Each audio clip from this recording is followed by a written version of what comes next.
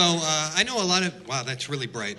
I know a lot of you here from the Drupal community, but I've also been really involved in pinball for a long time. I've been playing competitive pinball for about 15 years, and I can't tell you how to be good at pinball in 5 minutes, but I can definitely tell you how to not suck. The first rule, if you get 50 pinball players in a room and you ask them, oh, what can I do to be better at playing pinball? They'll all tell you the exact same thing. And the very first rule is you don't want to flip both flippers at the same time. And there's a couple of reasons for this. And one is that when both of your flippers are up, there's actually a lot more space between them for the ball to sneak in. And when they're down or when one is up, you've got a lot more control over what you can do with things. Another thing is that if you've got one flipper up and one flipper down, there's a lot more you can do when a ball tips off one flipper and you can save it with the other flipper. Whereas you've got all this ugly space underneath both flippers when they're both up, and the ball gets down there and it's just gone. So don't flip both flippers at the same time. It's the biggest thing that you can do. Second thing I want to talk about is aiming, which is the next skill you really want to pick up.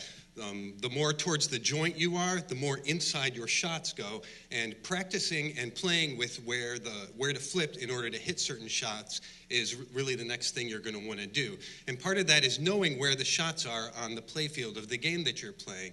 It takes a little experimentation, and it's different for every game that you play, but after a while you start to get really used to it. One of the things that's not necessarily very natural about this is that sometimes, as in this game, the shots on the left side of the playfield are much easier to hit from a flipper on the left side of the playfield. It's called backhanding, and it's good to keep an eye out for those things.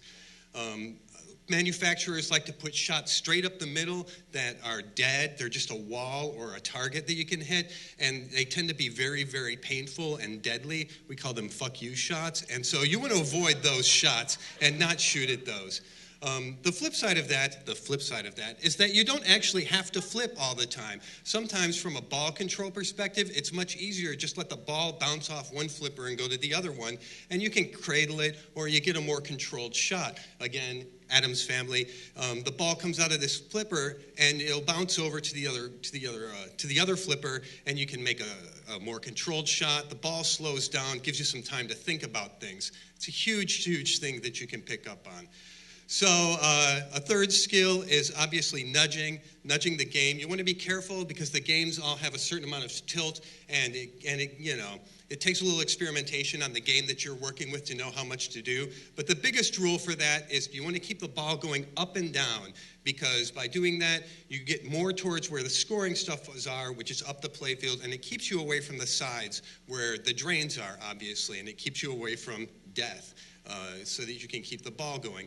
One thing that helps with that is that if you stand back from the game a little bit, you get much better leverage to press on it. And if you're standing right up on it like that, you also get a little bit better viewing angle on the ball. When you get behind it, you can aim better. The last thing I'm going to talk about is the rules of whatever game that you're playing. All pinball games have rules. You shoot here, you score points. You shoot here, you start multi-ball. There's a site on the internet called pinball.org, which has the rule sheets of all of the pinball games going back for 20, 30, 40 years. Look at that. And so go on there, find the game that's in your bar or the basement of your dorm or whatever. Learn about how to get the high-scoring opportunities and read about strategy. Extra balls are the biggest thing that you can figure out how to get. They're huge, huge advantage and huge scoring opportunity. How to start multi-ball is the other big thing to know on any game that you're going to play on a regular basis, because, again, multi-ball is safe, and you can't drain when you've got more than one ball on the play field.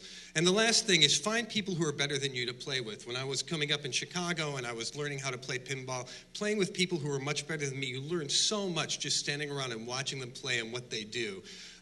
Locally, there's a bar called Shorty's in Belltown, which has a lot of pinball. They run tournaments every Sunday, which would be a great experience for somebody who wanted to practice. There's a new Seattle Pinball League, and every year there's an event called the Northwest Pinball and Game Room Show. They have about 150 pinball games and an equal number of video games. You pay a fat fee, and you can just go in there and play all day long. All of the games are on free play. It's a really fun event, really great to get in there and practice and meet some other people who play pinball and play in the tournament.